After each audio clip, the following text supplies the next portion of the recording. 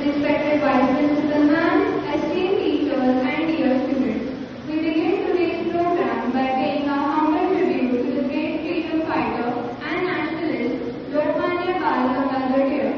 I now request our respected Vice Principal Ma'am to kindly come forward and garland the portrait of Lokmanya Tilak.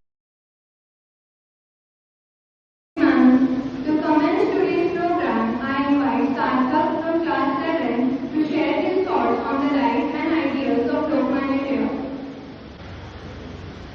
Good morning to one and all. Respected coordinator, madam, principal, sir, teachers and all my dear friends. My name is Sarthak Vijayendra Sawan. Today I am here to speak about one of the greatest freedom fighters, Lokmanya Bal Gangadhar Tilak. As a fearless journalist, he read two newspapers, Kesari Marathi and Maratha in English. He was a strong advocate of four-fold program, Swaraj, Swadeshi, boycott and national education.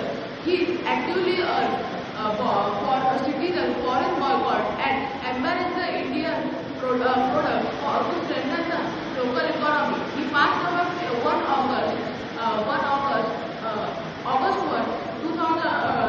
1920, but his legacy and ideas are still inspiring generation of Indians. Let us remember the sacrifices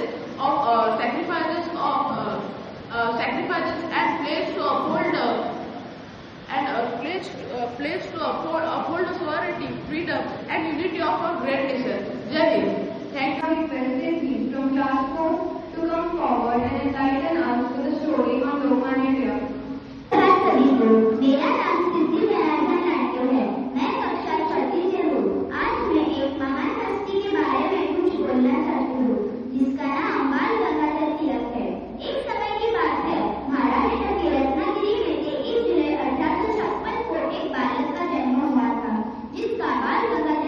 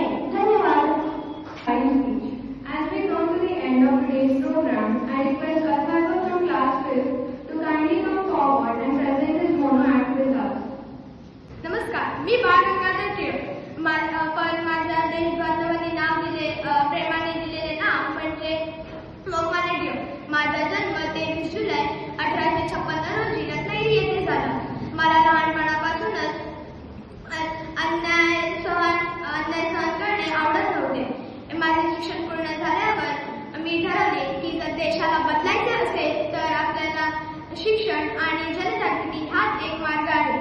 म्हणून मी केसरी आणि मराठा अशी 2 वृत्तपत्रे सुरू केली. माझ्या लेखणीतून इंग्रजांच्या अन्यायाचे पर्दाफाश केले.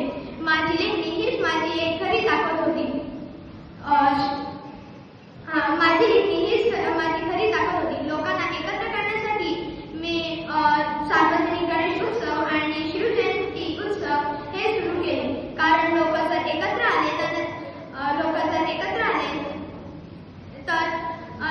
देशाला स्वातंत्र्य मिळणार हाच माझा विश्वास होता. इंग्रजांनी मला तुरुंगात टाकले, पण मी तुरुंगात खचून गेलो नाही. मी तुरुंगात एक ग्रंथ लिहिला. त्याचं नाव होते गीता रचले. स्वराज्य हा माझा जन्मसिद्ध हक्क आहे आणि तो मी मिळवणारच हा माझा नारा आज प्रत्येक भारतीयाच्या मनात देशभक्तीची ज्योत पेटवतो. माझ्या प्रिय विद्यार्थ्यांनो, देशभक्ती म्हणजे फक्त घोषणा नव्हे, ती आपल्या प्रामाणिकपणे शिक्षण घेणे, आपले कर्तव्य पार पाडणे, सत्याचा मार्ग स्वीकारणे आणि देशाचा सन्मान राखणे हीच खरी देशभक्ती आहे. चला, आज आपण भारताला ज्ञान, संस्कार